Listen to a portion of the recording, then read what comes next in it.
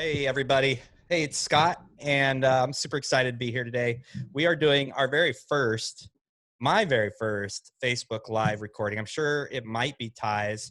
I know Sean's been doing them before, but first of all, thank you for being a part of the Legion. And we just really want to provide as many tools and resources for all of you as we can. That being said, we have a video contest right now from the eyes of your members. And it's kind of a testimonial or a story contest. And if you don't know the details about that, after this, take copious notes. And then after this, go to levelmethod.com/video contest. And you can get all the rules. The good news is you still have time to submit a video. The extra good news is Ty's going to teach us exactly how to do a video in the time that we have. This is kind of like your last minute prep course. The not as good news is it's due midnight, October 31st. You're going to email those to me, scott@levelmethod.com. All those details are in the video contest link that I shared earlier. Welcome, Ty. And also for the rest of you, just so you know, Ty is part of the Level Method staff, and he is the Grandmaster CTO. So a really important title. He is in charge of our software. And if you like the app, this is the man to give huge applause to. First of all, Ty, officially, I know we welcomed you officially, but from me, officially, welcome to the Level Method team. I couldn't be more excited. I've loved working with you over the last year and a half, whatever it's been. Thanks, man. Yeah. So tell us what you got today. Well, I mean, first of all, thanks for that great intro. It really, made me feel good to be the Grandmaster. I've always wanted that. Me too. Okay, so like you said, the goal today is, if you have a lot of experience editing video, first of all, why are you watching this? You should be out making your video. That's crazy. You have thousands of dollars on the line. You could go make your video right now. But if you're watching this, more than likely, my assumption is that you don't have an enormous amount of experience, or maybe no experience editing video and putting something like this together. And so I know it can be kind of daunting and you could feel lost, but it turns out that you probably have the tools already, everything you need to make a really nice video that would just wow people. People would say, I can't believe that you can do that. And honestly, I've been editing video for well over 20 years, back in the early Firewire high 8 stages where you had real-time video capture and it was painful, all the way up till now where it just staggers my mind. I'm like, I can't believe how easy it is to edit video these days. And so I'm going to show you how easy it is. And I've got a lot of information to cover. And my hope is that I'm going to share my screen here in a second. I've got a presentation. I'm going to literally go through making a little bit of video in iMovie. Is that this will be a resource that you can go back to, fast forward, jump through, and even if you don't take notes, these are your notes. So hopefully that will be the way it goes. So without further ado, let me share my screen real quick here. And you can see I've got my Facebook open. All right, so here's my keynote presentation. All right, so the title is Make a Video in the 11th Hour, because let's face it, I mean, if you haven't started yet and you've thought about it and you've been putting it off, this is the 11th hour. And this is really a guide to making a professional video with a few hours of work using the tools you probably already have. Like I said, 20 years ago, you could have made a video, but it wouldn't have been professional. Nowadays, the tools are amazing and they're cheap. So let's start off with the gear. And like we said in the Facebook post, this is going to be a 3-tiered, sometimes 2-tiered thing where, tier 1 is just use your iPhone or your Android phone, and that's all you need. And to be quite honest, Apple they'll release their new iPhone and they always say this is the best phone we've ever made. And I always think, God, I hope so, because otherwise you're going down. But every time some producer will go and make a full featured movie on an iPhone, like a high quality studio quality movie. So it is definitely possible. Yeah, they do know how to frame shots better than the average person, but the fact is the technology is there. You don't need anything more than an iPhone. If, however, you want to take it to the next level, and by the way, I posted some links on the Facebook Legion group that link to these things. So the next level would be in my opinion, the DJI Osmo Pocket. That's what I use. I don't know if you can see my screen, or you can see my screen, but I don't know if you can see the video, but this is it right here. It's like tiny little thing. It's amazing. It's a 3-axis gimbal, and it shoots just the steadiest, most amazing footage. And I'm actually sad because the DJI Osmo Pocket 2 is out, and I only have the one. So if you go buy one, you'll have better equipment than me, which is really terrible. And then, you know, you can go tier 3. Oh, the Osmo Mobile, by the way, is basically the same thing, but holds your phone. So it's a stabilizer for your phone. It works really, really well. I have one of those. And then tier 3 is if you want to go into like high-end cameras and spend thousands and thousands of dollars, you can do that. But and like the drone pictured there, that's actually the drone that I have. It's the Mavic 2 Zoom. I really like it, but it's unnecessary unless you start getting into this as a hobby. All right, so that's the gear. The editing software for tier 1 on a Mac, and that's what I'm going to demo today, is iMovie.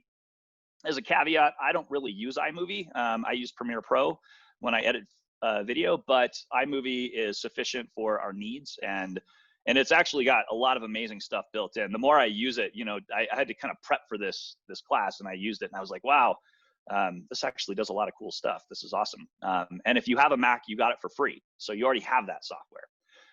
Premiere Pro is what I use, and then a lot of people that are really into it use Final Cut Pro X. That's the latest Final Cut Pro. Again, if you already have Final Cut Pro, what are you doing watching this? Go make your video. Windows tier 1. I did a little research because I don't run Windows anymore. I did for many, many years, but tier 1 would be Corel Video Studio Pro, less than $100. There may actually be a free video editor that comes with Windows. I'm not 100% sure on that, but I know for like $70, Corel Video Studio Pro is like really, really well received. Everybody really likes it. And then Premiere Pro is also available on Windows. So either way. But again, I'm going to go with the free version today because that's probably where we're at. Education. Now, I am going to go through some stuff, and this is absolutely not comprehensive on how to use these tools. So for me personally, when I switched from Final Cut Studio over to Premiere Pro, I don't know how many years ago, when Premiere was kind of the direction everybody seemed to be going, I got on lynda.com and I spent 10 hours and went through a Premiere Pro class, and it was amazing. And, you know, these are professionally done tutorials, and they give you all the materials. They give you like video clips and everything, and they just walk you through how to use it. So Udemy, Skillshare, they're all like, I highly recommend it. And if you have any new piece of software, not just video editing, and you want to learn those, get on these. And like for $20 a month, I think it's called LinkedIn Learning now. Lynda.com got purchased by LinkedIn. But regardless, super, super valuable tools. You want to learn Photoshop, get on there. You want to learn Premiere, get on there. And they do have, and in those links that I gave you, I have links to lynda.com for iMovie and Premiere. And then Corel has their own educational stuff. Which is linked in there as well. All right, so I really break this down into the 2 skill sets that you need. So I'm strong on skill set number 1. Obviously, you know, I'm a software engineer. How the equipment and the software works is the first level. Like, you've got to know how your camera works so that you can point it at things and record video. Like, that's obviously fairly important, right? You have to know how to get that video off of your camera or phone or whatever onto your computer. And then you have to know how to put that into your software, massage it into the video that you want, arrange it, and then export it and win lots of money by sending it to Scott. The other side of it is the artistic side of the process. And quite honestly, like, that's the part I think that you're not going to get from lynda.com. And so we're going to deal with both of those things. And to be very clear, there's a million ways to make a video, but I'm going to give you a formula today that I think is pretty solid, that you can use as a starting point. And I think that'll work out really well. So when you're trying to learn the artistic side of something, you typically don't try to do something from scratch. You try to copy somebody else, right? If you take an art class, you try to copy somebody else's style. You try to copy something, right? So don't try to go it alone if you're trying to learn the artistic side of this. Try to copy something that somebody else has done. And by the way, if you get through this and you get into movies, this will ruin watching movies for you, because every time they do a cinematic shot, you'll think, ooh, I could do that. Or, well, I like how they got tight in on that thing. Or, ooh, I like that transition, right? You won't watch it anymore just like letting it like wash over you. You'll be thinking about the techniques that they're using, and like dolly zoom and, you know, time remapping. You'll be like, oh my God, like there's all these tools I could use. It's so cool. Okay, and like I said, the focus will be on using iPhone, iMovie for a couple reasons. Lots of people have iPhones and Macs. I know an enormous number of people within the Legion have that, but the concepts work on Android phones and Windows. When I first started editing video, it was on a Windows machine with Premiere, so totally fine. And if you're here, you probably don't have a lot of specialized equipment, but if you do, again, the concepts still apply. All right, so let's go through some really, I've got 3 slides on pitfalls on audio, video, and editing, and just go through those. So the first one, and I know they talked about this in episode 12 of Chalk Talk, varying sound levels from clip to clip. Audio is like the first killer of any video. If you have crappy audio, everybody immediately, it's like a red flag to your viewer. They don't even know why they don't like it, but they don't like it.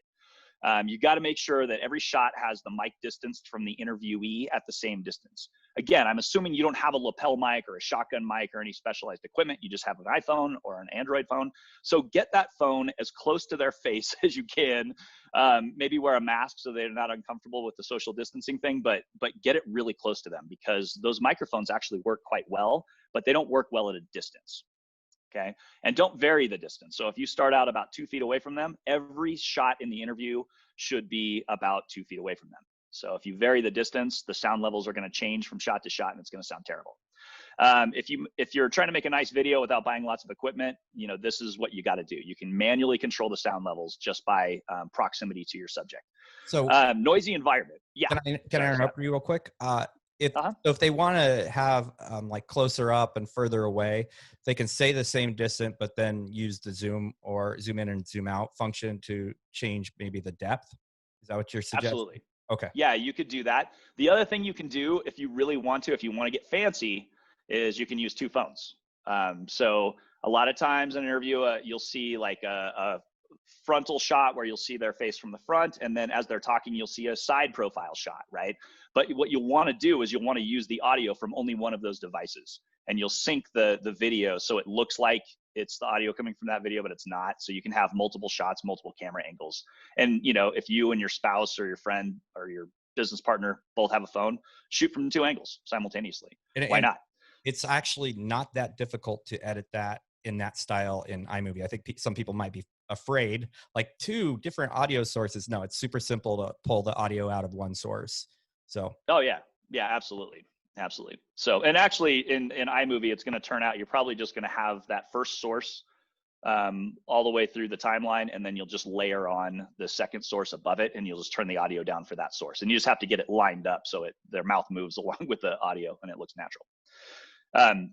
And we'll kind of go through that. Noisy environment. It's not obvious if you haven't done a lot of video sometimes that there are sounds in the background. You have to just stop, close your eyes, and listen, and think, am I hearing sounds that would be annoying to my viewer? If you are, then try to find a new place. So you don't want a bunch of cars driving by, kids crying, your spouse comes out and says, honey, where's the mayonnaise, and slams the door, right? That's not going to sound good on the video.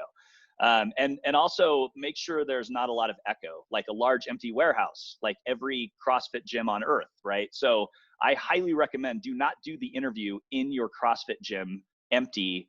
Or I mean, maybe if you want the ambiance of a couple bars, banging and clanging in the background, that's possible, but you just got to be worried about that echo because it doesn't sound good. And then the last thing with audio is, we're going to go over where I pick my background music from, Audio Jungle. You'll put that in there and it's going to be really cool sounding. You're going to be like, this audio is super cool, because there's a lot of great composers out there that will sell you royalty-free music. You'll put it in there and you'll be excited about it, but don't set the volume of the music too loud. If it's overwhelming and it's drowning out the interviewee, then that's not going to work really well, no matter how excited you are about that cool sounding audio track. All right, video common pitfall, shaky video. So long time ago, when I was first starting to get into video, I started a business and I made recruitment DVDs for athletes trying to get into college, so high school athletes. And we would take footage shot by the parents and we would edit it down into skill sets. And you can imagine where this is going, right? The parents holding the camcorder and little Johnny is just about to, make a shot, and their parent gets excited and starts screaming and the video is shaking all over the place. And so what would turn out is like all the best clips, all the stuff I actually wanted was the crappiest video ever. So I had to basically make magic happen to try to make that video good. Shaky video is just so amateurish. And if you don't have an image stabilizer, it's fine. A couple things you can do. You know, they talked about this in Chalk Talk episode 12. Use a tripod. There's nothing wrong with putting the camera on a tripod, framing the shot, and then, you know, letting it happen. But if you want something a little bit more dynamic and you've got a really steady hand, you can hold the camera or the phone. You just can't have it be shaky. It has to be moving smoothly. You get a lot of, if you shoot video in slow motion, it's a little bit more forgiving for shakiness, it turns out, because the shakes are going to be at a quarter speed and people won't really see it as much. So that's one little trick. If you're shooting slow-mo video, which I highly recommend, and we'll get into that in a minute, you can freehand that. But if you're going to shoot stuff like your interview, if you don't have a steady hand, then just put it on a tripod. No reason not to. The background. This is another thing. It's just crazy. It's super simple, but people don't think about it. Your camera does not handle light levels as well as your eyes do. So if you have a really bright light behind the subject, it's going to wash them out where they just look like a black silhouette. Now, there are cases where that may be the cinematic look that you're going for, and that's fine. If you're doing that on purpose, great. But if you're just trying to interview somebody and they're standing in front of a really bright window in a dark room, you're not going to be able to see their face. So be very, very cognizant of the background. It's like shooting video is like shooting a gun, right? You have to know it's downrange, right? You have to be cognizant of that. If there's a dog pooping in the background or something, you know, you're gonna regret that later when people, that's all they're gonna see when they watch their video. They're like, look at the dog pooping, right? So you have to be cognizant of the background. A couple like cinematic things that you want to think about are camera height. Don't shoot all your video from shoulder or head height, right? Probably most of it, 75, 80, maybe even 90% of that from your shoulder or head height, but shoot some of it from down low at an upward angle. It makes people look powerful when you shoot from down low, or shoot from up high. If you have a drone, you can shoot from really high, but you can stand on a box or something and get from different angles, or even turn the camera, you know, a couple degrees. You know, just little variations like that are very pleasing to the eye, but don't go too crazy with it, right? Just a little bit here and there. It's a nice accent. Framing your shots. I recommend don't shoot all your shots from 10 feet away. And by the way, this is stuff, I'm not a professional videographer, but this is stuff, if you watch any video, these are the things you're going to see them doing. These are the techniques that the videographer is going to use. They don't shoot all their shots from 10 feet away. They're going to be 10 feet away, and then all at once it's going to snap, and they're going to be 1 foot away from their subject. And then they're going to be 30 feet away from their subject, right? That variation, that flow is really nice. And then going back to slow motion, I recommend shooting your video at a minimum of 60 frames per second. Now we're getting to some technical stuff. So I'm going to share my phone screen because you're probably thinking, how do I do that? And I'm going to show you. Okay, so this is my phone. There's a couple things you can do. If I just open my camera, and here, if I show you my camera on, oh yeah, it's like, you always want to do this as a kid, right? It's like line up 2 mirrors. Anyway, okay, so enough of that. That is really cool. Yeah. That's true. It's like, whoa, man. Okay, so if you click on video and you put it in video mode, up in the top right corner, with the latest version of iPhone, you'll see right now it's in 4K 24. What that means is 4K is the resolution and 24 frames per second. Movies that you go to the movie theater and watch are typically, it's a cinematic feel at 24 frames per second. If you want to shoot in that, you can, but there is a caveat. You're not going to be able to slow that video down. So if you try to slow down below 24 frames per second, it's going to look really choppy to the eye. So if you just touch up in the top screen, you can see it changed to HD 30. So I would change it to HD 60. You can also go into settings and go, so if you scroll down, I'll show you how you scroll down and get to camera and then record video. And you can see these are all the different settings that the iPhone 10 currently supports. And right now it says 4K 24. I can say, I want 1080 at 60 frames per second. If you don't want to get nerdy and like why that is, just trust me, that's going to probably be your best bet. 1080p at 60 frames per second. And then the slow-mo settings, bump that up as high as you can. The older phones, I think the 6 was 720p at 240. The 10 and up, you get at least 240 frames per second. If you're, and we'll talk about this again, but if you're going to shoot slow-mo video, it's super nice. You can do a lot with that. Okay, so once you've got that and you go back to your camera, you can see when I go to video, it's HD 60. And then one other thing, don't shoot your video in portrait mode. This is, that upright mode. Turn your camera to the side, lay it on its side, and shoot it in landscape mode, because we're not shooting this for Instagram. If you're shooting for Instagram, shoot it in portrait. Anybody else, shoot it in landscape mode, because when they try to go full screen, you're going to have black bars on the side of it if you shoot it in portrait mode. That's like, I don't know why people like to shoot it in portrait mode. I guess Instagram has trained us all to do that, but don't do that. Okay, but at least for this video, don't do that. Okay, so in basically the reason for all of this is being able to time remap. If you're trying to slow down your video from anything, 30 frames per second, 24 frames per second, and you get down below 24, the human eye starts picking it up. I mean, you think of video like a picture book, right? When you flip through the picture book, if those pages are flipping really fast, it looks like a smooth video. If they're not moving fast, then it starts looking chunky and choppy and it doesn't look good. And it turns out the human eye, right around 24, that's kind of the lower threshold. So shoot in 60 frames per second if you're not shooting slow-mo, and then you can slow that video down if you want to. All right, that was a lot on that video comment pitfalls. Is that all making sense to you, Scott? I mean, I know you talked, and do you have anything you want to add there? No, it's very clear. And I think this is a really important thing for people to look at, because if you can avoid these, you're going to win. You're not gonna have to shoot so many times. It's really gonna speed up the entire process. Absolutely. Yeah, don't fall into those pitfalls and then have to go back and reshoot stuff, because that sucks. You don't want to do that. Okay, so editing common pitfalls, I would say getting too fancy, and mostly with transitions. When somebody first gets into a video editor and they're like, look at all these cool video transitions. There's cross dissolve, fade to black, fade to white, cross zoom, shutter, slide, barn door. They see all these and they're like, if I put these in, I'm sure to win because it's so fancy and cool, right? But it turns out that they're just kind of gaudy. There are very specific reasons for each of those effects, and there are times when they make sense. If I was shooting a video and I was actually interviewing a farmer at his ranch and I was transitioning scene, I might use the barn door effect. That might actually make a lot of sense, right? Because of the context. But if I just start sprinkling all these gaudy transitions everywhere, it's not going to look good.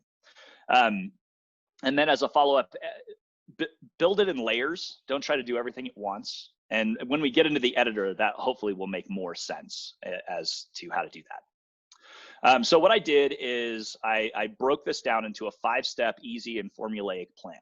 And these are your notes, right? So if you go back and watch this, and I don't know, Scott, we can just throw this presentation up on the files on Facebook as well, so people don't have to pause the video. They can just open this and look at it. Yeah, I would recommend people don't worry about screenshots or whatever. We'll share this all with you. Yeah. So first step, find a member or a handful of members that qualify for this project, right? And again, this is a very specific formula that I'm laying out here, and you can feel free to diverge from it as you need, but this is what I'm recommending.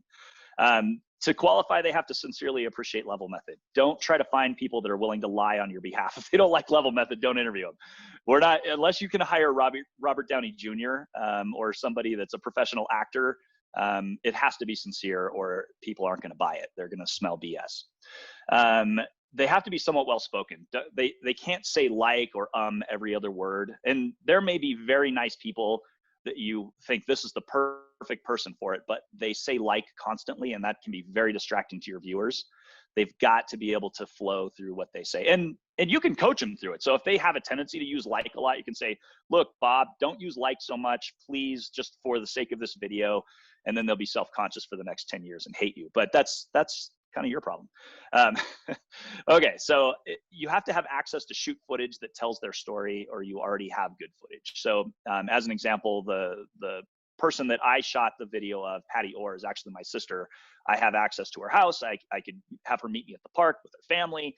And so that access was really important. If you only have access to them at the gym, and that's the story you're telling, that is basically starts when they enter the gym and ends when they leave the gym, that's fine. You don't have to do what I did. You don't have to get into their lives. There are great videos that don't do that. And again, interview them in a good setting with a nice background and consistent audio. And that's the stuff we talked about before. And then I would say have a set of questions prepared for the interviews, and here were mine. So, tell me about the issues you've had with your shoulder. That was a very specific question. I knew that Patty had shoulder issues. I knew that she had gone to PT, and I wanted her to tell that story, starting with the problem. That was, again, something they talked about in episode 12. Start with the problem that person is overcoming. That creates a story narrative immediately, right out of the gate, right? And then what I wanted to do in my video was to make her a real person, talk about the struggles she's had in her life beyond just her shoulder, because that helps my viewers identify with her and feel like I have those same problems. Oh my gosh, they can solve my problems too. That's great. But have those questions written out in advance. You can feel free to completely copy mine or take mine and modify it, or look at them and say, Ty, you're an idiot, and write your own. But have them done in advance. I would highly recommend that. And maybe even give them to your subject ahead of time so they can kind of stew over it a little bit. Okay, step 2 is pick a soundtrack that sets the vibe that you like. You can ask yourself, will it be, slower and intimate? Will it be upbeat, exciting? Is it going to be like, rock kind of feel or whatever? But you've got to pick that music, and that's totally up to you. That's the artistic process. I picked something that was marked as inspirational, and I thought that was the right vibe that I was looking for. And so let's go to Audio Jungle real quick. So that's where I pick my royalty-free music from. Let's see here. We'll go to Audio Jungle, and all you have to do is, if you wanted something that was inspiring, you type inspiring, and then you come through here, and they're just track after track after track, and they're not that expensive. I mean, $20, $12, whatever. And then if you come over here to the side, you can see where it says tracks for. If you roll over that, you can see that if I pay this $29, I get a track length of 4 minutes, 2 minutes and 19 seconds, 1 minute and 4 seconds, and 48 seconds. So you've got your choice of lengths based on your project, right? And you don't have to use the whole thing. You can like fade those tracks in and out. But I find that if you play the whole thing in its entirety, you can time things, and it can feel, there's a sense of completion at the end. So this one might not be bad, right? It's got a 2 minute and 19 second length, but you can see this kind of the kiss of death is corporate. If you play that, it's going to feel like a Cialis commercial or something like that. So piano often works really well, but go through it, just hit play. And I don't know, can you hear that? No. Okay, it's only playing through my headphones. But play them, and they'll play the whole track, and then it'll just periodically this like European woman will say Audio Jungle just as a watermark, so you can't just capture it and steal it off their website, right? But anyway, so that's where I would go. If you don't have any other place to pick from, just go to Audio Jungle. The prices are affordable and the quality is good, and you can pick music that you like. So you can search for inspirational, epic, mysterious, fight, redemption, whatever keyword. Just be creative on your searches, and these guys have tagged their stuff so that you'll find what you're looking for. So that's step 2. Find a soundtrack, find a length that you like, and go with it. Buy it. Step 3. Based on the questions you decided to ask, you've got to shoot a lot of B-roll footage that accents the story you want to tell.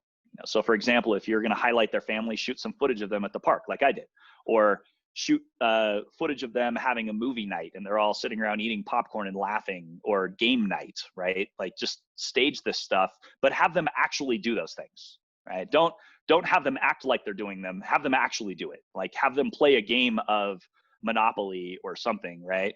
Or if you're highlighting somebody, the fact that they like to ride dirt bikes, either go to the track and video them. That's probably not going to work in the timeline we've got. We've only got a few days. So more than likely, if they're a motocross rider, they probably have some good footage of themselves already, or maybe GoPro footage that they can give you.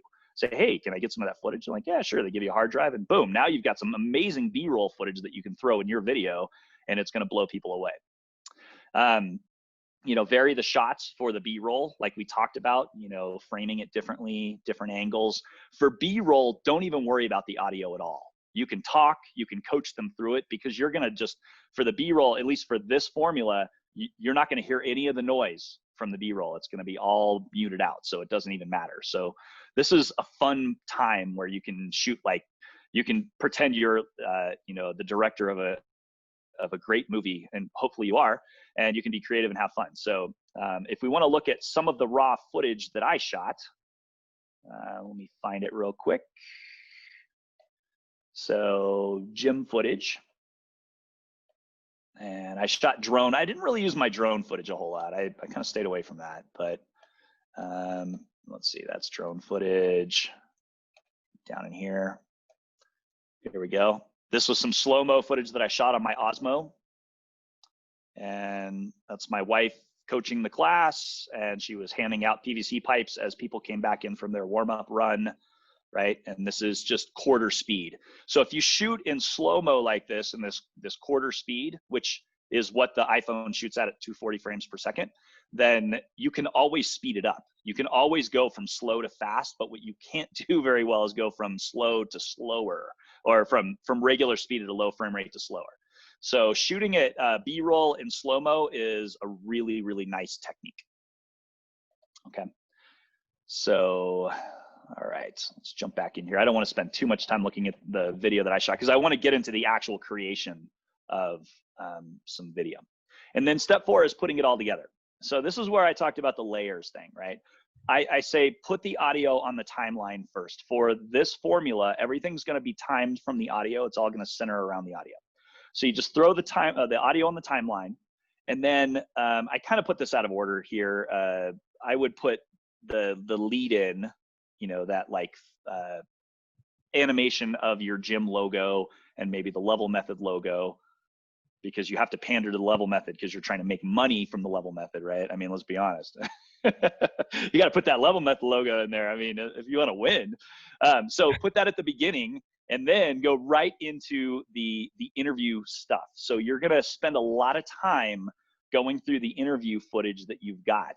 But this is where you're telling the story. If you think of the story as each clip you put in as a page of a storybook, it's got to flow, right? What you don't want to do is have somebody start off by talking about, like by giving the clincher, like, I think level method's great and it's going to be the best thing I ever do for the rest of my life. And then the next thing they say is, and by the way, I went to the park the other day and I could pick up my kid and that was great. Like, it's got to kind of have a chronology to it and tell a story. And there's no perfect formula for that, but that's my recommendation for this. You've got to kind of lay out a problem, build a conflict, and have a resolution at the end so that there's a sense of completion to the viewer. And the viewer won't know you're doing that. They just know that they're watching something that they're enjoying. And so that's what we're trying to do. It's going to take a while though, because you're going to shoot a lot of footage for the interview, and it's going to take a lot of time to distill that down into 2 or 3 minutes of story. And you might even want less than 2 or 3 minutes. You might want to have your interviewee talk for 30 seconds, and then there might be a break where they're not saying anything and you've just cut to purely B-roll and music, right? If that's the way that you decide to do this. So at most, you're going to get 2 to 3 minutes of talking out of 20, maybe 30 or 40 minutes of interviewing, depending on how many people you interview and how many questions you ask them. Okay, and then you're going to lay those clips on the timeline and make sure that the music just merely accents the story but doesn't drown it out. Again, if you have a period of time where the interviewer or interviewee is not talking and you're just going to cut to just music and B-roll, then you might want the music clip to come up, like for the gain to go back up to 100% and be like the main piece they're listening to. But when that person is talking, you're going to want to fade that down to maybe 10 to 15% gain, where it's pretty low. And then this is a little pro tip, being a parent of a classical conversations kids. I was the homeschooling dad for 3 years. I've done a lot of things in my life that are very strange, but anyway, homeschooled my kids for 3 years, and we did a lot of writing. And at the end of every paper that they write, it's highly recommended to use a clincher, a sentence that ties everything together, that gives a feeling of finality, right? Like, the song by Queen, "We Will Rock You," the end of that song, how frustrating that is to everybody. I hate the end of that song, right? Or no, "We Are the Champions." That's the one. At the end of "We Are the Champions," it leaves it like at a high note. You're like, you want to sing "Of the World," but you can't, because that's not how the song ends, right? That's a terrible feeling to leave your viewer with. It was art and it was Queen and whatever, right? But for our purposes, we don't want to leave that sense of incomplete feeling. So the clincher at the end, you'll notice at the end of my video, I had my sister kind of wrap up Level method is a tool that I feel I can use for the rest of my life to achieve my goals. Blah, bam, story ends. You're like, okay, we really drove home the point of this whole thing. And then once you've got all of that laid out, now you've put the music in, you've put the interview in, then you finally start to go through and overlay the B-roll footage. And B-roll footage is really footage that illustrates the story that's being told. It's just an illustration. That's it. If you were telling your family about a trip to South America that you took, during that story you tell them, you might pull out your phone and show them little video clips of when you were there or pictures, right? That's what you're doing. It's like, that's exactly the same thing that's happening. We're telling a story and we're showing them. And by the way, this is what it looks like when that happens. So it really adds to it. And then the tastefully animated logos at the start and finish, or some other lead in, lead out. You could do artistic things where, you use your gym logo painted on the wall in some way to be the lead in, lead out. You don't have to do, an animation. You can do whatever you want, but something that kind of gives it a feeling of completion. Okay, step 4. And then step 5 is upload it to YouTube, Vimeo, Google Drive, Dropbox, whatever hosting service you want. And you send it to scott@levelmethod.com for your shot at $4,000 and all the accolades of being the champ. So, by the way, if you search for the champ, you find Rucker Hauer from the movie The Champ. And this is at the end where he's all beat up, which, to be quite honest, he's all beat up, but he has this sense of like, I won, right? That's how you're going to feel when you finish your video. You're going to be like, oh man, that was hard. I got it all done, but I'm a little beaten up, but I'm going to win the money, right? So you're going to be the champ and hold up the belt. Okay, so that's all I got for the presentation piece.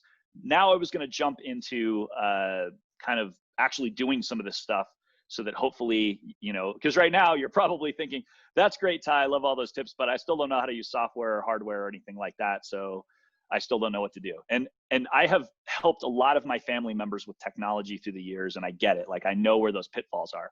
Just so you know, my brother-in-law, the girl that was in the video, Patty, her husband, I have taught him to use iMovie, and he's become pretty good at it. And he's made a lot of videos for the Classical Conversations group. So I've gone through this with people, and I know where those pitfalls are. So before we move on, Scott, anything else to add? Well, I just kind of wanted to back up into something you mentioned. Your video was made with, I think you said, your sister-in-law. And Yes. I think that's a really good point for any gym owner or coach or anybody who's thinking about doing a video last minute.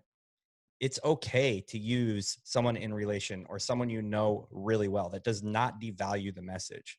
And I just think, at first it'd be like, well, my sister or my sister-in-law, but it's a person. They go to your gym and it doesn't matter. Right. Easy access for you to schedule and follow the family around because there's an extra connection there. So I just kind of wanted to give everybody permission, like, hey, if your brother goes to the gym and has a story, tell it, because it's going to be a lot easier to manage that scheduling at this rate towards the end of the game when we got a week left. Oh, totally agreed. Totally agreed. And, but I will say one caveat is make sure that it's a sincere message. My sister, Right. like, nothing she said in there was insincere. She really has, the reason I chose her was because she loves the level method. When we started using it at the gym, she was an instant fan and she's raved about it. And when I thought about making this video, I thought, man, she'd be a great person because, she's well-spoken. She's a speech therapist. So she's very well-spoken. She is a total raving fan of the level method, and I have great access to her, and she's very willing to help me. So if you can find that kind of in your life, if you can find that combination, use it. Yeah, you're right. You have permission. Scott has given it to you. Like, oh, thank goodness. I wasn't going to do it, but then Scott said I could. Thank goodness I put that in there. Give somebody a free ticket. Yeah. That's it. Yeah. Okay. So the first thing is, you've shot your footage. Now, I'm not going to try to go through like a video of me holding my phone and making footage. We're going to assume that you have shot footage at this point.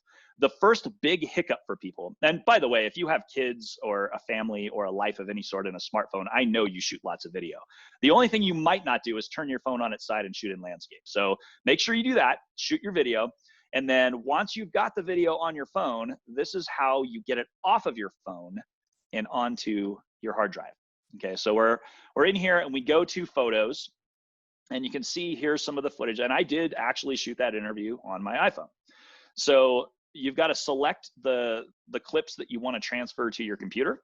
And in the top right corner up here, you can see this select, right? So I hit select, and then you can just tap the ones that you want, or you can kind of click and drag, right? But once you've got that little blue check mark next to each of the clips that you want, in the bottom left corner, you'll see this, this little share icon. You're going to want to hit that. So hit the share icon.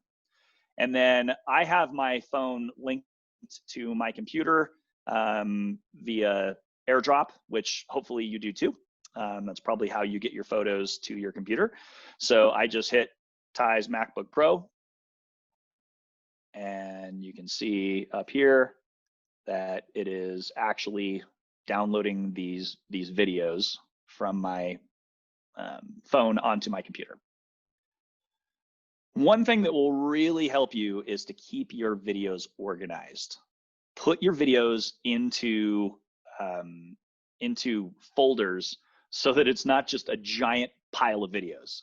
That's just a little quick pro tip. You do not want to put all of your videos and pictures and graphics and things that you're going to put in your video. You don't want all of those in just one giant thing, right? So I've got those up there. And so now if I come over to my computer and I go to downloads, here they are.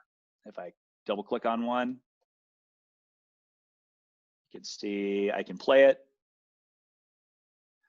Okay, so now I have moved the files, and Scott took off for a minute. He had to go stretch his back or something. So I've moved all these. They're in my downloads file or folder, and so now I've got them.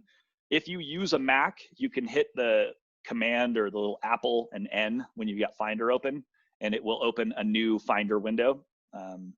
If you go to like the Genius bar, they'll show you that little tip. Hopefully I see Scott's look on his face. He's like, oh my God, mind blown, right? Yeah, I always love, like, anytime I learn a shortcut, I'm like all over it. So yeah. Command N is very exciting for me. Awesome.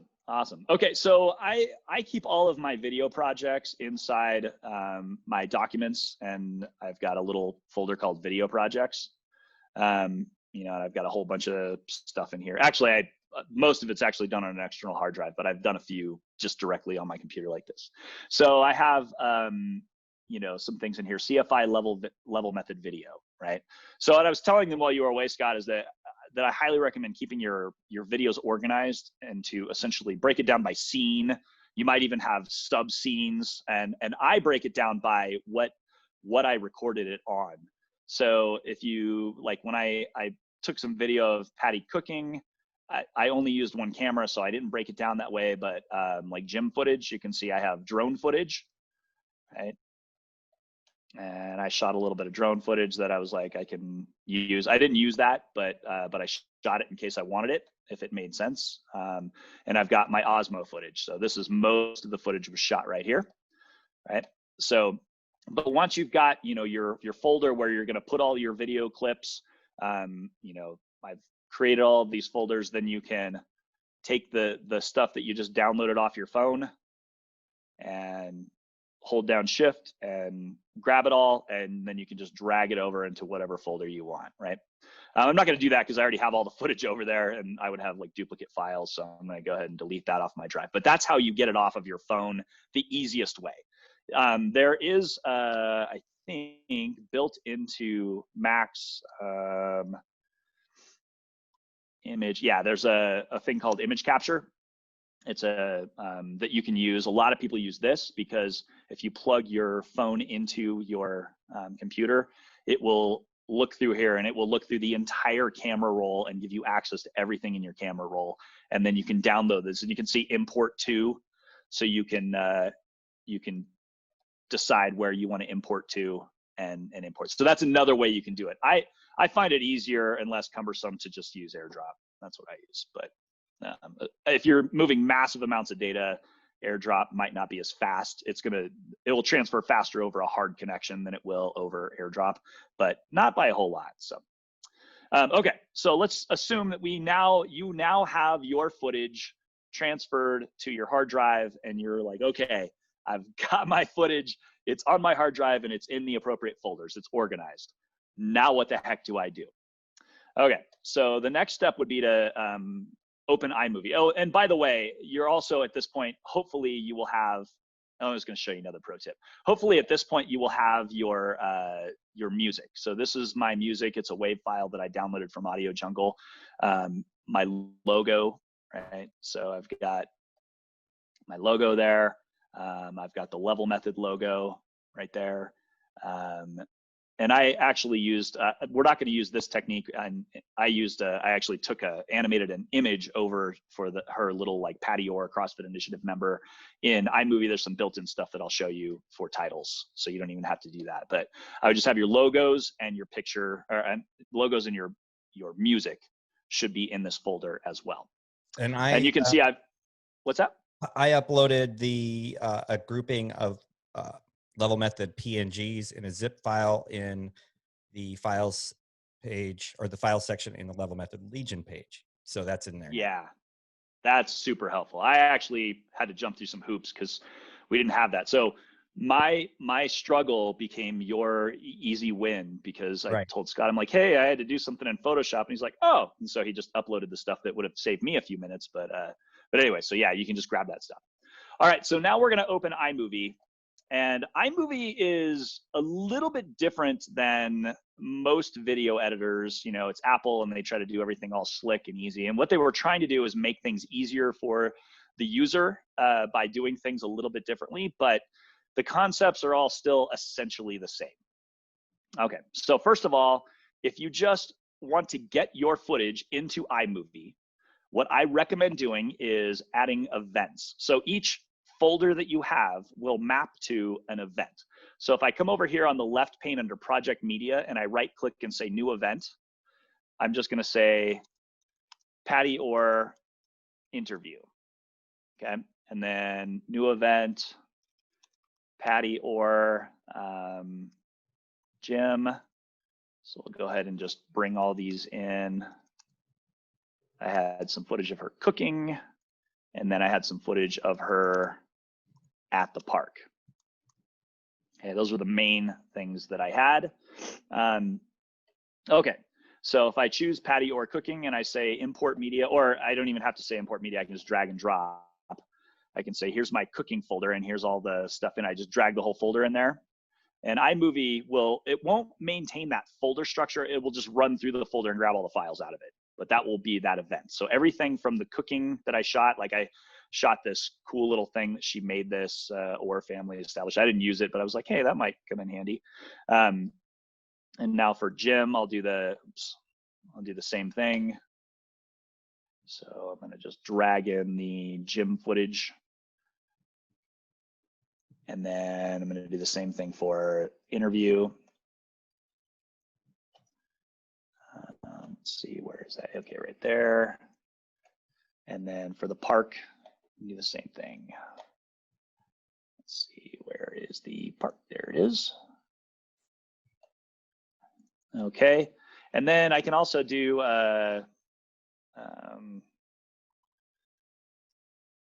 just create a logos quote unquote event, right? And I'm gonna go ahead and put my CFI logo in there, and I'm gonna put my copy of the level method logo in there. Yeah. It's not wanting to drag, there we go. By the way, I have this rule, all my engineer friends hate me for saying it, but my rule in life is that don't depend on technology too much because it will always fail you.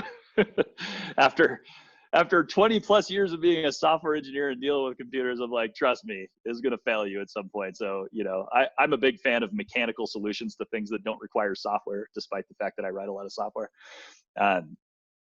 Anyway, why our software is so great. I mean, quite honestly. Yeah. Yeah. My cynicism, you get to get the benefit of my cynicism. Okay, and then for my movie, I'm gonna go ahead and drag over the audio track. Okay, and then something I forgot to do something in here, but it's fine. Actually, I'm gonna go back to projects, and I'm going to say this is level method movie. Right, and so now you can see when you open iMovie, this is what you should see, right? Level method movie. So if I double click it, we're back there and I'm ready to go. All right, so as I said in my formulaic plan, and if, by the way, if you're a big time video editor and you're like, that's not how I do it, great. I'm just trying to give people help so they, have a formula to follow for their first one. So we're just going to drag this, this guy down in here. Let's see here. There we go. And drag, I go right there. Okay, so we've dragged in the audio, and now if you notice when I move my mouse over here, we've got that white line that kind of tracks it.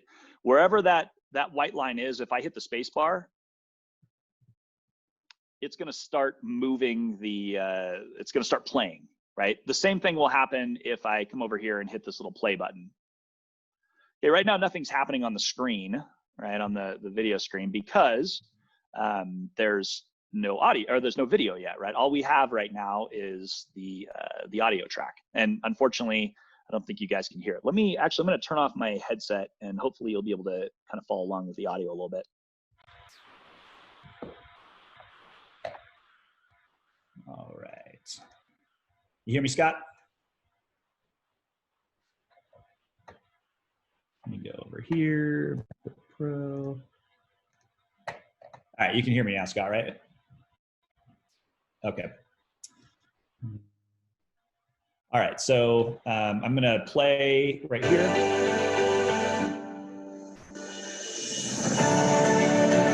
So you can hear the audio now, right? Yeah, we can. Okay, perfect. All right. And that's the problem with using headphones. It separates the mic from the speaker. And so the upside is you don't get any audio feedback. The downside is people can't hear what you're doing on your screen, on your computer. Okay, so now we've got that, but the audio is a little high. Now there's a couple ways that you can lower the volume. The easiest thing to do is you see this little horizontal line on the audio track. You can just drag it down. And I'm going to take it down to about 14%, 20%, somewhere in that range. Sometimes that dragging is a little bit difficult. So what you can do is just highlight it and then come up to here, and then you can drag it right there, right? So, and that's specific to iMovie. Every one of these video editors is a little bit different, but you can find a little finer control up here. You can't type in the number, but you've got a little bit of an easier drag up there. So now if I hit play, it's a lot lower. Okay. So the next step, as I said, was to put in your lead in, your logo. So I'm going to go ahead and throw this logo in here, and I'm going to make sure those are butted up to the left. So now you can see it automatically gives you, iMovie does some things for you. It gives you this, we call it Ken Burns effect, right? So if you watch it, it like kind of zooms out a little bit. If that's an effect you're looking for, great. You're like, hey, that looks kind of cool. I'm going to leave that. I did in the video that I did, I used a lens flare on the logo. I just wanted something that just kind of looked cool, but wasn't too gaudy. So you can actually do that in here. I did a little research to find out how to do a lens flare in here. Up in the top, you'll see this My Media, Audio, and Titles. If we click on Titles up there, scroll down, you can see this lens flare title, right? So we could throw that in there. And the way we do it is we drag that lens flare just above our title. And we want to make sure, yeah, okay. Now you'll see it's got that word title on the screen. We don't want that, so we're going to highlight that and we're going to delete it. So it's kind of a hack, but it works pretty nicely actually. So now if we hit play, it does the little lens flare right over the top, right? So, hey, cool. Okay, we got that little Ken Burns effect. And if you were like, it's a little bit too long, I don't want the logo to show, you just literally drag the edge. So you can see down there, if you look real closely, it says 4.0s. That's how long the video is right now, or that clip is. We can drag it down to, let's say we want it to be about 3 seconds. Okay. Now when we hit play, it's a little shorter. Make sure that This guy is right there. Okay. So now we go back to my media in the top. A lot of times what I find when I'm helping my brother-in-law is that I start clicking around really fast. He's like, whoa, whoa, whoa, what did you do?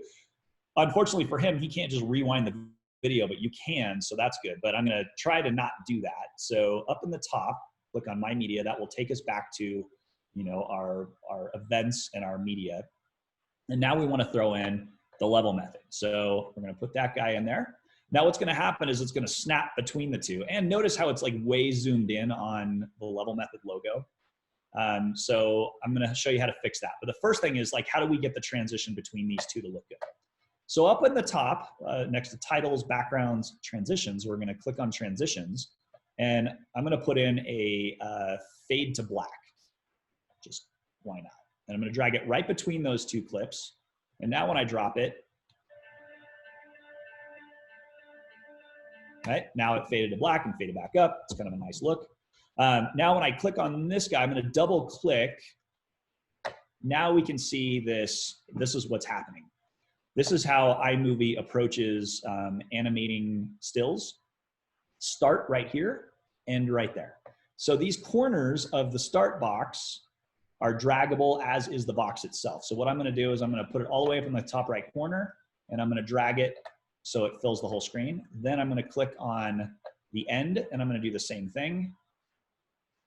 And now, when we go back through here, the logo doesn't move, okay?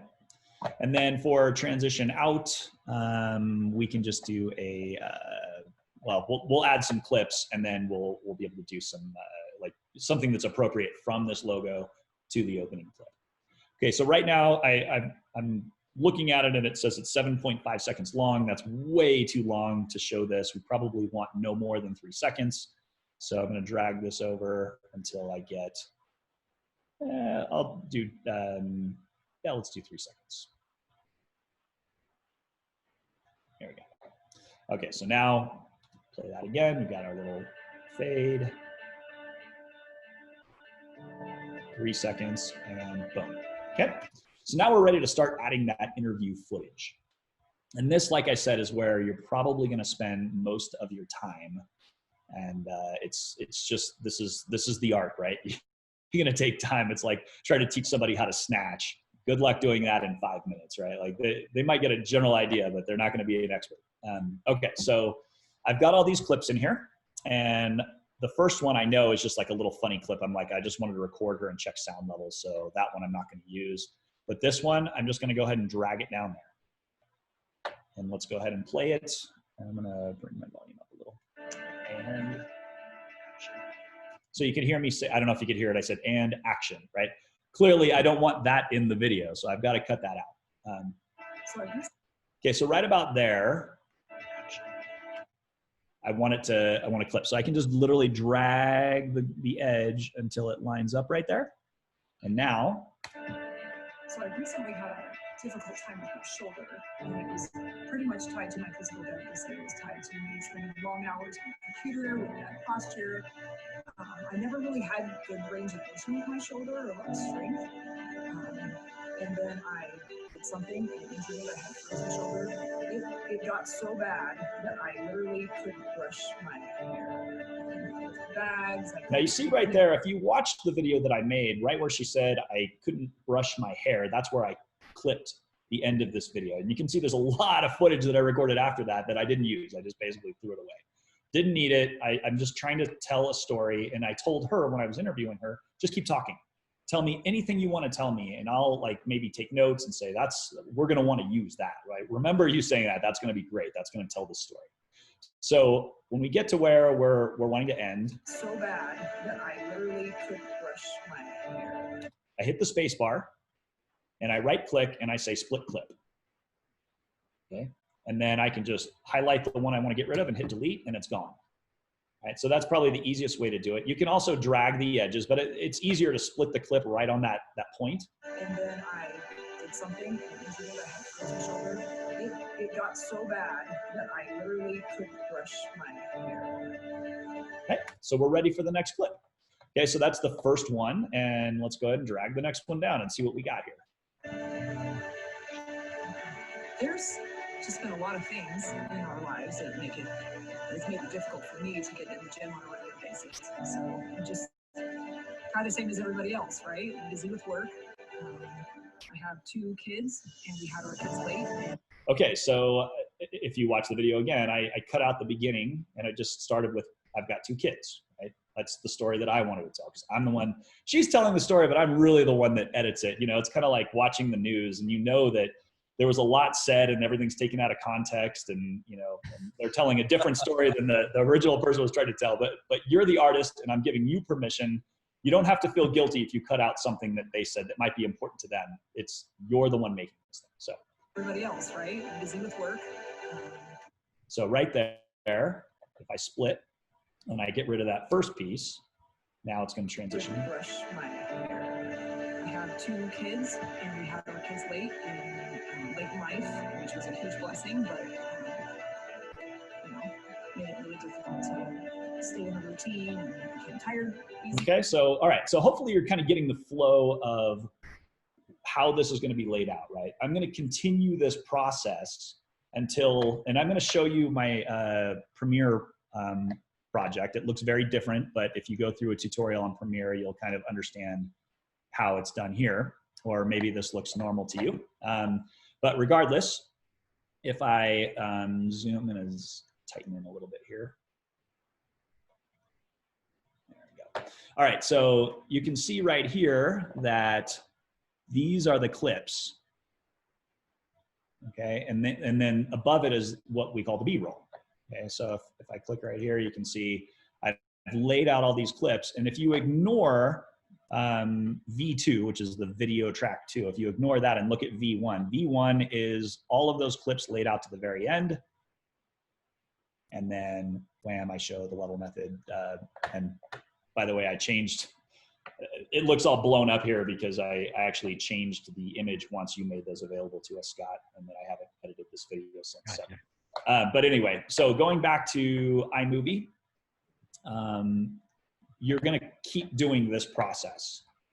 Sometimes it will be difficult to get it to cut right where you wanna cut, but it's gonna take some time to get it right in there, where a lot of times people will be saying something and there'll be a piece that's perfect. You'll be like, that is exactly what I want, but they'll say something and then lead right into the next thing. But you don't want that and lead right into the next thing. So you gotta cut it just like right at the frame. So one of the tricks here is you can zoom in very tight. Up here, you see this little slider. If I zoom in on it, I can get down to like the frame level. It's literally frame, frame, frame, frame, right? So you can zoom in super tight and you can cut on the frame that you want to cut on, right? I can't cut really any tighter than that. So another trick that you might want to use, and again, all the tutorials will show you this. I believe that JKL is supported. Yes, okay.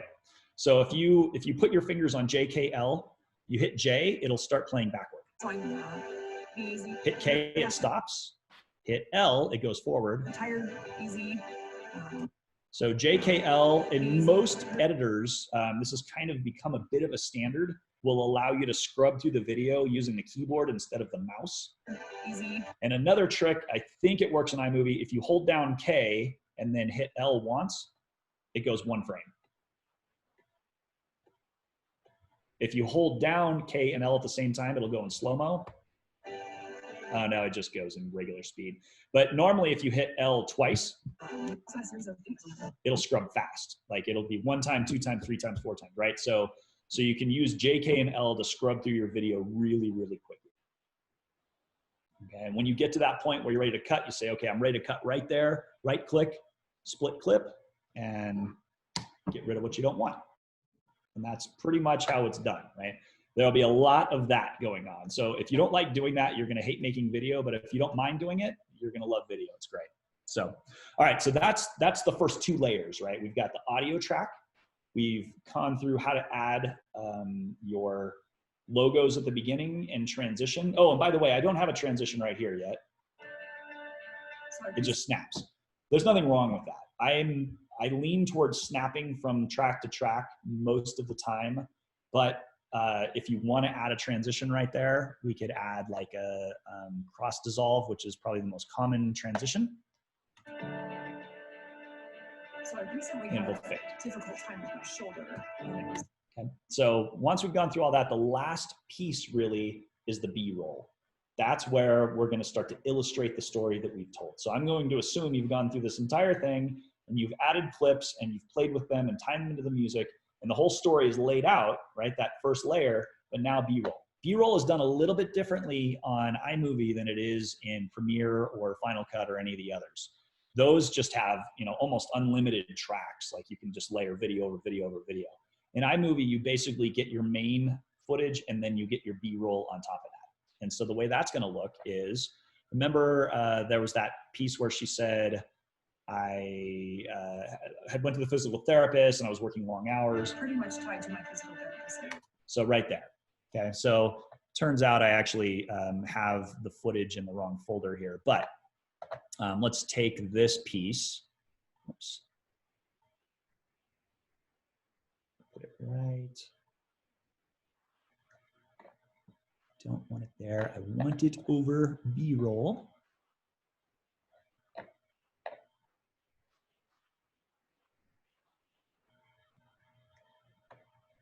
Where did it go? It's trying to insert it. So let me hit Control Z or Command Z right there. I want to get it right over this guy. I haven't had this experience yet in iMovie. Let's see what's going on here. Technology will always fail you, Scott. I'm telling you.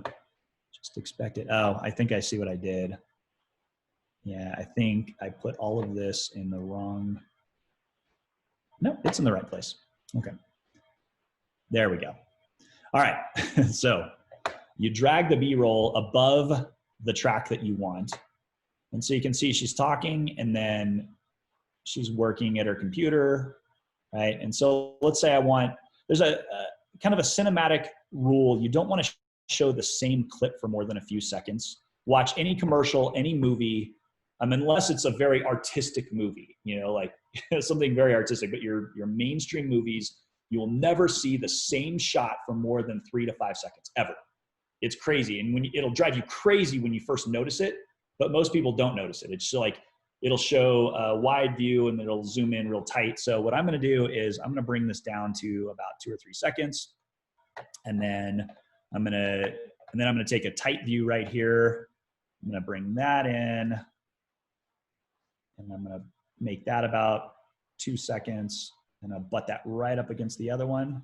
Right. And so now shoulder, and it was pretty much tied to my physical therapist. It was tied to me spending long hours on the computer. Right, and so that's how the B-roll is done. You literally just drag those tracks to right above your main story that you're telling, and it will just show what's on top. So it's a layered system, and it shows what's above it, and honestly, that's it. Like that's the whole formula right there. If you can lay out a good story, you can have a good audio track, and then you can put B-roll above it. Rinse, lather, rinse, repeat, and you're pretty much there. Now, last piece, and this is and before I move on, Scott, did you have anything else to add to that? No, I mean it's pretty simple. I think the trick is, and the way I see this is, you watch this in recording, pause it, do it, watch again, do it, because and especially with iMovie, I noticed there's some little intricacies, like you drag something to the wrong place. Right. You just have to understand some super easy keystrokes, like Control Z is, that's cut. So no, Command Z on Windows. On Mac, it's Control Z. It's undo. It's undo. So if you do something you don't want to do, just do Command Z and it backs it up. So knowing those things, that's kind of what Ty was doing there. Command Z, because it was dropping in the wrong place, and you just learn as you go. You figure it out once, and typically it runs smoothly after that. So the first part is going to be a little frustrating. You drop something in the wrong place, or it moves something, but there's always a back out. And I think that's really important to point out, as well as the level of expertise and the element of cinematography that B-roll adds is undeniable. It doesn't have to be great video. It's just like, it's part of telling a story. And I think showing how easy that was, I mean, it's like, even for me, who's edited quite a few videos, is kind of like a huge aha, like, oh, I really could like improve my B-roll just by doing those few seconds and then different zoom levels. It's really cool. Yeah. Yeah. No, it's, I don't want to say it's, you know, so easy a monkey could do it. It's not. I mean, you're right. There are like little nuancy things. And like when I have hiccups, I've been doing this long enough that I'm just like, oh yeah, no big deal, whatever. But if it's the first time you've done it, you're like, whoa, what just happened? You know, just take a deep breath, calm down, and just hit Command Z or Control Z, depending on, you know, what software you're using. One thing I would like to note that Apple does a little bit differently in iMovie is that it's saving everything automatically. It's not, I don't have to hit Command S or hit save. It's just doing it for me. If you're using Premiere or Corel or Final Cut, you have to save. If you don't save, you will lose your work, and it is incredibly painful. Now, Premiere has an autosave feature. Like every few minutes, it'll autosave. But I've had my computer crash on me, and I've lost 20 minutes worth of work that was hard work where I like, you know, really put some effort into it. And those were painful experiences for me. So if you're using those, just get in the habit of anytime you make any significant change, just Command S, Command S, Command S, just save all the freaking time. The saying goes, save early, save often. And Yeah. like, you know, again, the keystrokes, a lot of people don't use those keystrokes, but Command S, it's done. Like, that's all. It's just Command S. Yeah. Yeah. Well, and the other thing is most modern software will allow you to hit Command Z, even if you've saved. So it doesn't remove the stack of you know, things that you've done. So even if you hit Command S and then you're like, oh no, I didn't want that, and you hit Command Z, it'll still back up before your save. But then now you've got changes that have to be saved. So Command S isn't going to screw up your ability to undo things, I guess is my point. So there's literally no reason not to save all the time, other than you're afraid you're going to get carpal tunnel in your left hand from hitting Command S too often. That's about it. That's all you got. But Ty, I'm going to get carpal tunnel in my left hand. All right. Well, I can't say anything to that.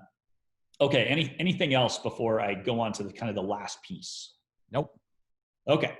All right, so the last thing is, okay, I've got this thing edited and it's in iMovie. What do I do now, right? That's gonna be the next piece. If you've not done this before, you've got a few options. Now, Scott, you can answer a couple questions for me here.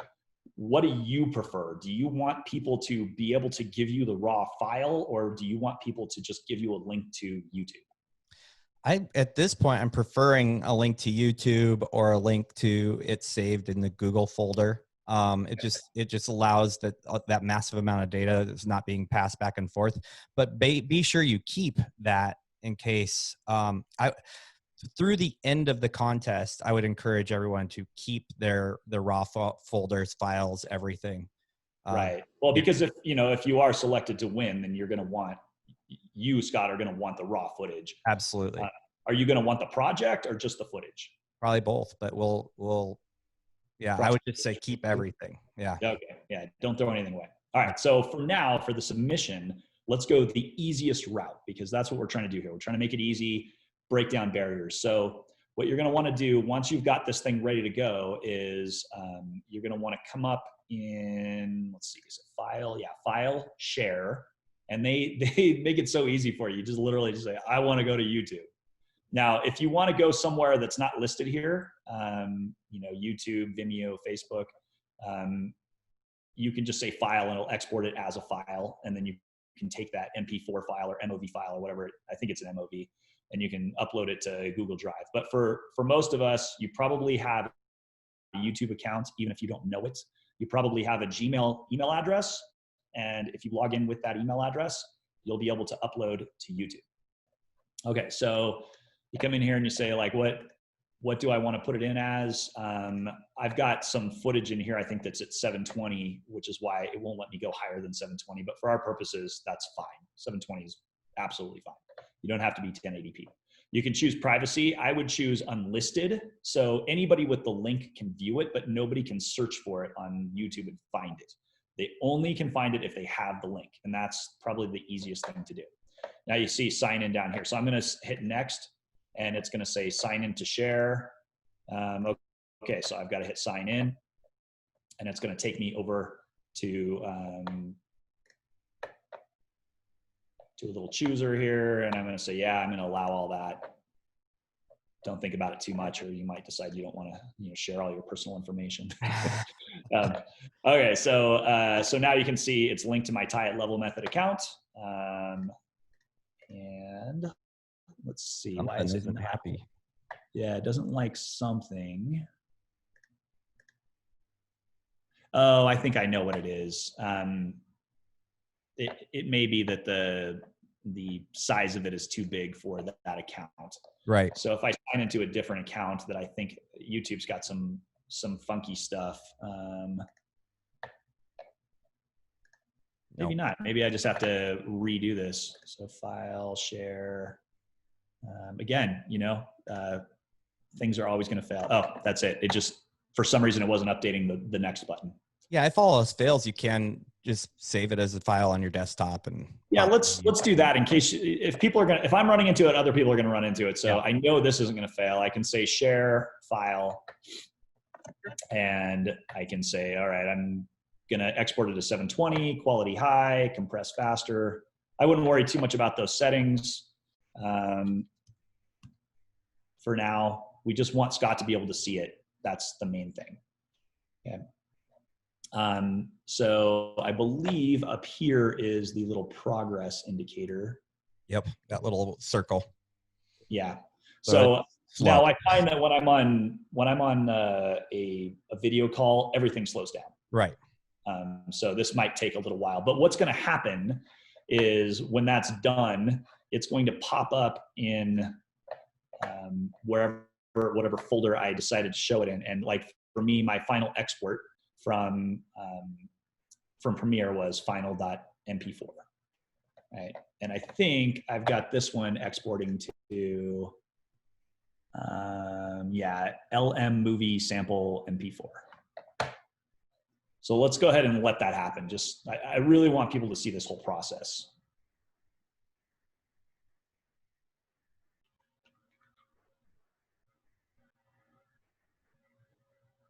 Second, it's almost there.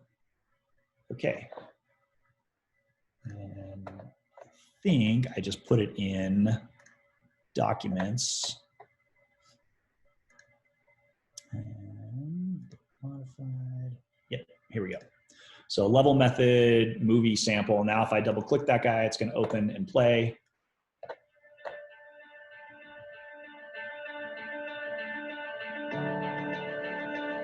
So I recently had a difficult time with my shoulder, and it was pretty much tied to my physical therapy. So it was tied to me spending long hours on the computer with that posture. Right, and that's pretty much it. The rest of it's going to go black here in a second. It's just all music from then on out. Yeah, it's going to be all music, right? Yeah, exactly. So, I did want to show one other little thing in iMovie that will be very, very helpful that I forgot to put in here. So you notice in the movie that I put out, I put like a little Patty or CrossFit Initiative member. Right. I find that little thing kind of makes it feel professional. Right. It just kind of dresses it up a little bit, but it's subtle. So built into iMovie are titles. I did it differently in Premiere, but in iMovie, the easiest thing probably is to use titles. And I really like this soft bar black. So if you just click and drag this guy in here, and you probably don't want it to be over the B-roll. So if we click on that, I can say Patty or CFI member, right? And so now when I play it. So I recently had a difficult time with my shoulder. Right, so you can put titles in there as needed. I think that really adds to the level of professionalism. And then, like I said, they're built in. There's some really cool stuff. What I would stay away from is things like this. Yeah, agreed. The boogie lights, right? Like, what is that? Or, this stuff. If you were making a movie about your daughter's princess party, this would be perfect, right? I think people get enamored with the options. they just get so excited that there's such cool things. They don't, and the other one that you mentioned earlier was the transitions. You can go crazy with transitions, and it's extremely distracting. So no matter how cool it looks to you as the person creating it, it's distracting to the viewer who didn't have a part of the process and is enamored by the cool things they can do in video. So, you know, use those in your daughter's, you know, princess video or whatever. But Right. definitely this would not be the circumstance for that. Or, you know, like the Far, Far Away, which is the Star Wars title there. You don't, that's not going to be appropriate for this, for a professional look.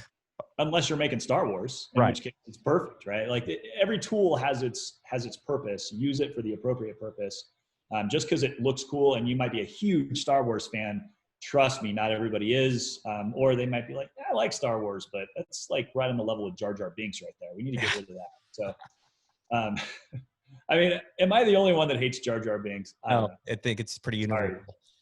Yeah, I think so. Okay, so I wanted to say one other thing about that. Oh, so I have a rule: less is more for almost everything, right? Transitions, less is more. Drone footage, or like specialty footage, less is more. Transitions, those things. But there are a couple of things where more is better, and it is in the preparation side of things. When you're interviewing somebody, more is better. Let them talk as long as they want to talk. You don't want to miss out on good footage. They might say the perfect thing once they get warmed up, right? These are not professional actors. Let them babble on and on and on. And try to get them to, when they have a thought, say the thought, take a little pause, say the next thought. Because like I said, sometimes it's hard to clip the end of a thought if they run right into the next thing when they get excited. If you can't get them to do that and it's going to stifle the interview, then don't do that. But more is more is better when you're shooting footage for B-roll and for interviews. And then it just means more time for you editing, but that's a sacrifice you've got to make if you want to have a good video. Right. So, okay. And then finally, once you've got that video ready to go, I'm going to go ahead and just go to YouTube. And I'm going to say I'm logged in with my CrossFit Initiative account, and I'm going to click on this create and upload video. And then it's going to take me to a page. I'm going to actually start uploading this thing. It's going to take me to this page, and I'm going to drag and drop. And it's going to start uploading. And then you can, at that point, you can set the name of your video and say, the clear winner of the video contest.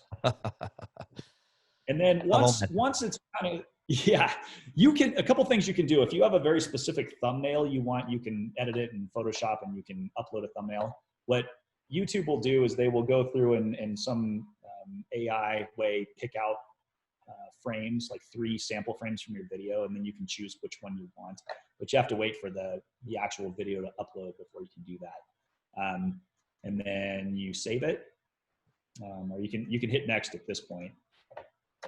And then I would recommend say, no, it's not made for kids. It sounds like when you say it's not made for kids, it's going to be some sort of like pornographic material. But that's not what that means. What it means is, are you targeting kids? Right. No, I am not targeting kids with this. And if you target kids, then there are additional laws that you have to follow. And so you're like, well, sure, it's made for kids. I don't have anything bad in here. I'm going to hit that. And then all at once you're like, whoa, whoa, whoa. I was like, it's got this warning here. So just say, no, it's not made for kids. And then for age restriction, say, no, I don't want to restrict my viewer age because there's nothing bad in it, but it's just not targeting children. And then hit next. And you basically just have to wait. It's 100% uploaded, and then it has to process the video, because what YouTube does is it takes your video that might be shot in 1080p or 720p, and it makes low res, medium res, high res versions that when somebody's watching your video, have you ever noticed in YouTube, sometimes it'll be like all pixely and terrible looking? That's because YouTube is noticing that you don't have very good bandwidth. You're like maybe a poor cell connection area. So I think it breaks into like 10 or 15 second segments. It'll show 15 seconds and then it checks to see if you've got better bandwidth because you might have moved to a better cell tower. And so it just kind of dynamically changes. So they have to do all this processing and blah, blah, blah. So, but anyway, once you've got this, as long as you chose unlisted, then you should be able to send the link to Scott and bam, you're ready to make some money. It's time to win. That's right. That's Yeah. right. That's All simple. right. Yeah. Yeah. I would just encourage you to try it, folks. I know this was a Mac version. Just FYI, my son could probably make all of this on his iPad or his iPhone. The iMovie selections and options in there are incredible. It drives me absolutely bonkers trying to do it because I'm used to a mouse and keyboard strokes, but it's actually completely doable with iMovie, or there are Android apps that work really well. And Yep. Don't even limit yourself on the computer, to tell you the truth. Yeah, absolutely. I mean, I think the iMovie app you have to actually pay for on iOS, but on the Mac it comes for free. Yeah. But you're right. I don't know if I would take on trying to make something really specific and nice on a phone unless you had like the super big phone. I couldn't do it. The iPad Pro, the big iPads, absolutely. You could easily do it on there. They're incredible. I have made movies in the iMovie iOS version, but so yeah, if you're thinking, oh, that's great, Ty, but all I've got is an iPad, well, you've got enough. You've got a camera and an editor in one device. You can do this. Yep. Awesome, man. Well, I think that's a good wrap up. I think I want to make it clear that if you're watching this right now, the materials are available. We'll put them in the Facebook page in the files section. And I appreciate your time. Yeah. Thanks, guys. Everybody needs to submit a video. Like, we just need videos because you can't lose. I got a message from Jennifer down at Community Fitness Granbury, and she's like, we're loving the process. Whether we win or not, we've won already. And you said something similar. It's like you're winning no matter what, because you're coming up with a piece of material that you can throw on social media, pay a few bucks for, and get some people's attention. Tell the story, and you'll be surprised at how effective that is. So you win whether you win or not. So it's a great practice. It's like, do it. Quit waiting and do it now. Well, let me throw this out. I know this is a daring thing to do, but if you are in the process of doing this and you've shot your footage and you're stuck on anything technical, shoot me an email, ty@levelmethod.com. I am willing to get on a Zoom call with you and help get you over the hump. If you're using software I'm not familiar with, I'm usually pretty good about digging in there and figuring it out. If you are using software I'm familiar with, then you can even let me control your screen, and I can say, oh yeah, do this or that. I've helped mentor other engineers through Zoom through this whole COVID experience, and they can let me control their screen, and then boom, we can make it happen. So yeah, don't do it because you think that you're going to be abandoned. We're not going to abandon you. It's really important to us that you, this video contest, there's so many reasons to do it, right? Like this is going to benefit you. This could benefit us. You can make money. This is a skill set that will transcend even your gym. Like you can use this skill set in so many other endeavors in your life. There's no reason not to do this right now. That's right. Yeah. Thanks a lot, Ty. Yeah, no problem.